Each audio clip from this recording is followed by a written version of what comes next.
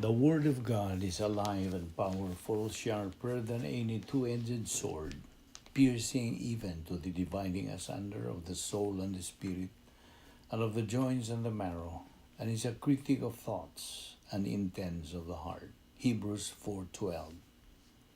All Scripture is God-breathed and is profitable for doctrine, for reproof, for correction, for instruction in righteousness, that the man of God might be mature, thoroughly furnished unto all good works. 2 Timothy 3:16-17. Study to show thyself approved unto God, a workman that needeth not to be ashamed, rightly dividing the word of truth.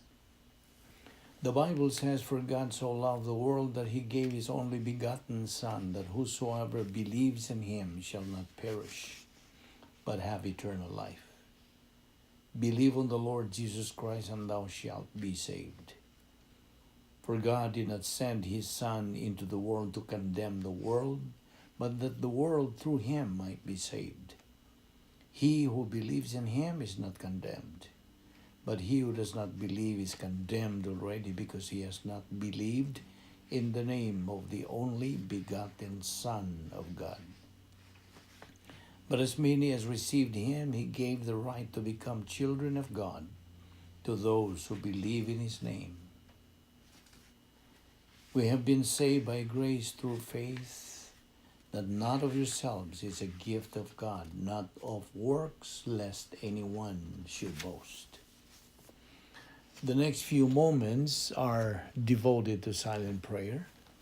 You have the privacy of your priesthood, the option of rebound if necessary, to ensure the filling of the Spirit for the perception and metabolization of Bible doctrine. You also have the opportunity of blotting everything else out except concentration on the teaching of the Word of God. In preparation for our study, let us pray.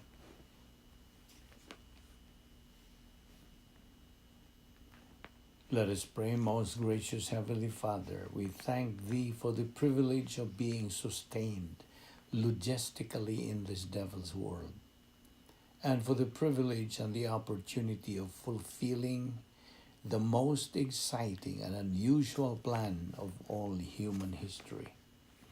We are grateful, Father, that we live in the church age and in no other dispensation, where we have been given so much, and where the significance of the ordinary believer is beyond measure. We pray that God the Holy Spirit will challenge us regarding the things that we know, for we ask it in Christ's name. Amen. Well,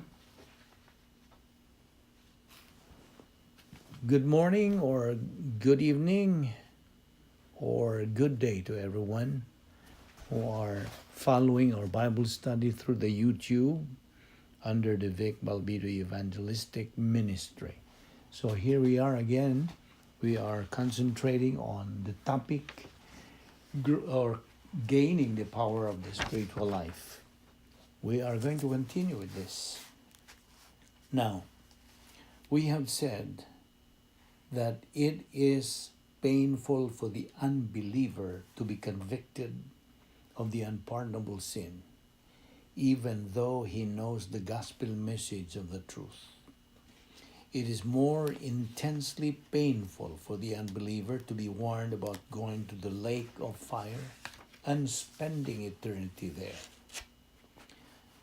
Now, it is most painful for an unbeliever to wind up there. So the threat, the warning about the lake of fire, and the warning of the unpardonable sin cause pain and discomfort to unbelievers.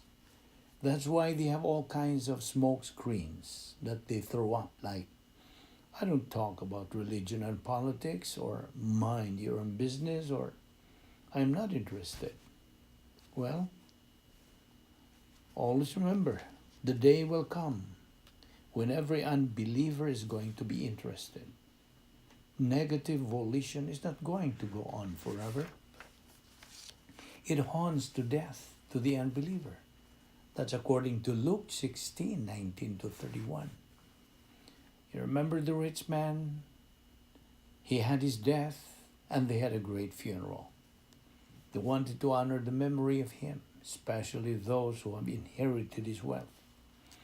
But the unbeliever saw his body there. His body was there, and they had a funeral, and they buried him. Mourned for 30 days. But he has been mourning for 30 days in torments, and it was just getting worse. That rich man went to torments because he rejected Christ as Savior, not because he was wealthy. He left his wealth behind on the earth. And now he is eternally poor. And he has two requests. You may recall, or you may not recall.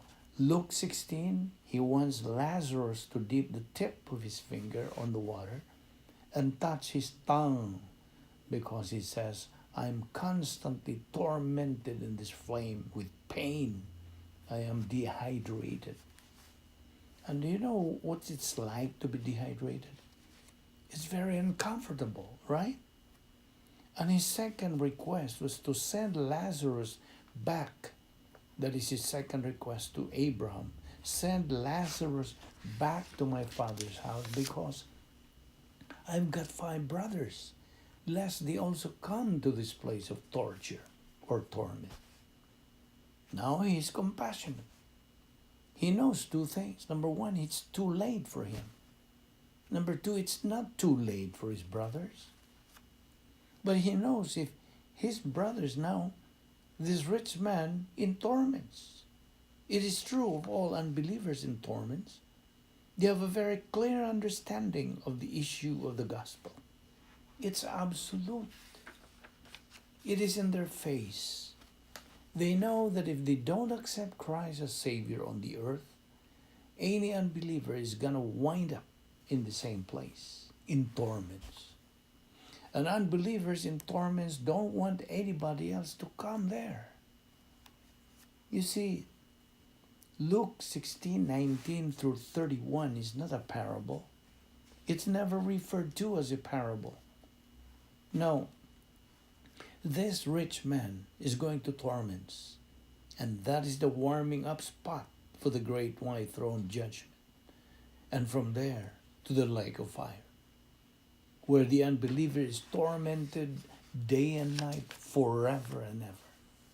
Now, therefore the threat, the conviction of the unpardonable sin of remaining negative in rejection of Christ as Savior produces great discomfort and stress to the soul of the unbeliever, and is designed by God the Father and in the convicting ministry of the Holy Spirit to accomplish that. You and I don't lead anybody to Christ. It is God the Holy Spirit who does it. We give the message. The believer is working for the divine post office. He's just delivering the message, the mail. Believe on the Lord Jesus Christ and thou shalt be saved.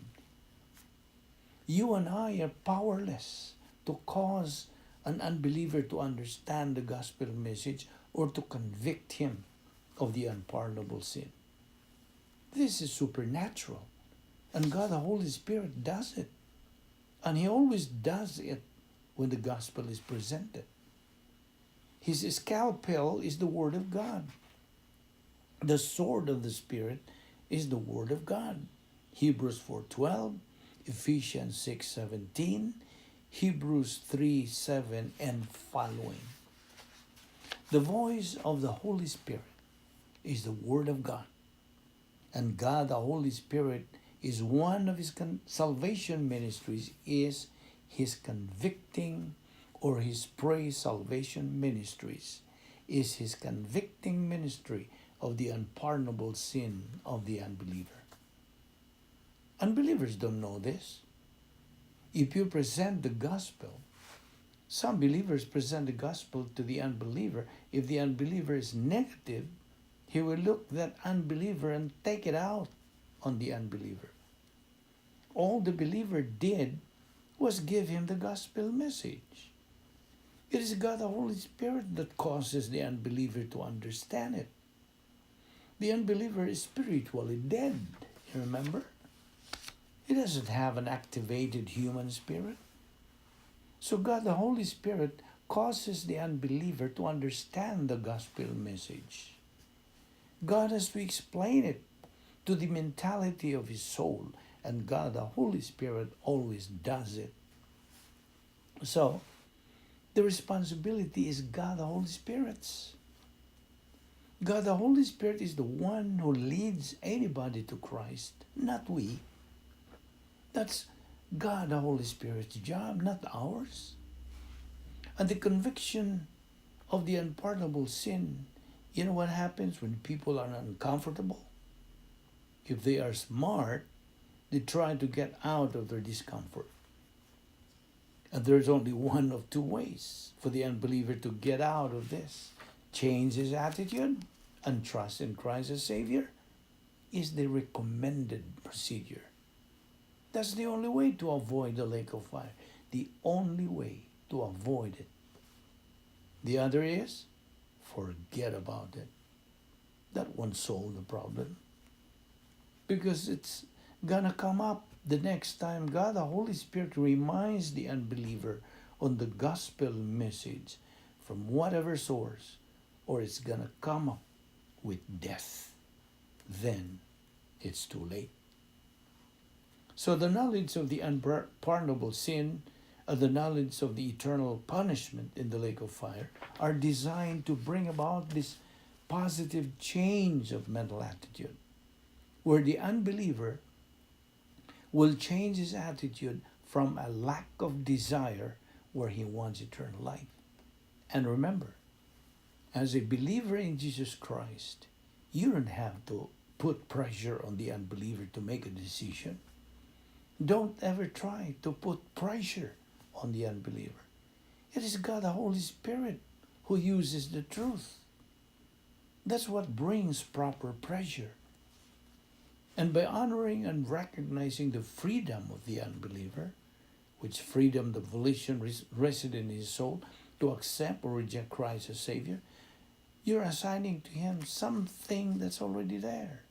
His freedom of choice.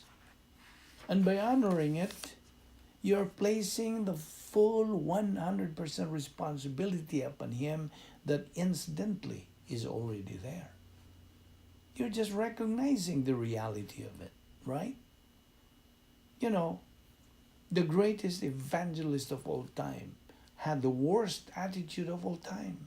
Jonah, remember? He didn't want the people of Nineveh saved. That's why he ran to Tarshish and ran down to Joppa and got a ship and tried to go to Spain. He's trying to run away from God. He was an idiot. He just blocked out his whole knowledge of doctrine and tried to run away from God. Well, to avoid Nineveh, all he had to do was to stay home. Why try to run away to Tarshish? To avoid going to Nineveh. But what Jonah was trying to do was to get this responsibility that God had put on him to go to Nineveh out of his mind. So the best way to do that was to go to the other direction. But it didn't last long. 3 days and that's it. And he was back home again. This time he figured he better go. But he was burning with anger about it. It's interesting in Hebrew. One of the class just translated the first 4 verses of Jonah, chapter 4. It was evil. This situation of the salvation of 120,000 people, the inhabitants of the city of Nineveh, was evil to Jonah. And he was intensely angry. He was burning with anger about it. Why? Because they were saved. Now this guy is weird. Angry because they accepted Christ as their Savior. Flat out weird. and completely satanic in his observation in this situation. He is anti-biblical as he could possibly be. So God gave him a couple of wake-up calls along the way. Well, we're going to end this discussion on this particular subject at this moment. But we will continue to take up more principles of this discussion next time. And we just invite you to join us and follow this Vic Balbido Evangelistic Ministry on Facebook. Let us pray. With your heads bowed and eyes closed, let us spend the closing moments of our Bible study today describing salvation, describing that which the unbeliever does not have or is not aware of. It's time, if you are an unbeliever today, that you be aware of what Jesus Christ offers to you. He offers eternal life. God so loved the world that he gave his only uniquely born Son, that whosoever believes in him shall not perish, but have eternal life. Now, everybody wants eternal life. So if you want it for real, if you want the eternal life that God promises, you must understand how Christ brings it to you. First of all, he appeared as God and man. That's who Jesus Christ is. And then he came for one single purpose, and that was to die for you. Of course, he taught doctrine while he was here. But his mission was to die so that we might have fellowship eternally with God. And how would that work? Well, he went to the cross, and God imputed to him all the sins of all mankind, including all of yours. And on that cross, God judged Jesus Christ for your sins. That means he was your substitute. The sins that rightfully God should judge that are yours, he judged in Christ. So now your sins are not a block. They are not an issue when it comes to your relationship with God. Christ took care of that. And so because he did, there is a simple way to receive eternal life. Because of Christ, all you had to do is accept his work, accept his person. Christ did it all for you. So as Ephesians 2:8 and 9 says, we have been saved by grace through faith. That not of yourselves, it's a gift of God, not of works, lest anyone should boast. That simply means, right where you sit right now, you can believe in Jesus Christ. You can say, Father, I accept the gift that you are giving to me through the Lord Jesus Christ. And that's the moment of your eternal future. I pray that you give this great consideration because it is your life. And you must know what you're headed for, eternal condemnation or eternal life. The choice is all yours. Let us pray. And now, Father, we thank you for the clarity of who we are and what we must be, what you require of us. And we pray that as we continue in our temporary life here on earth, we will keep in mind what our priorities are, never forsaking or leaving them, and never becoming anything less than salt that is a savor. We ask all this in Christ's name. Amen.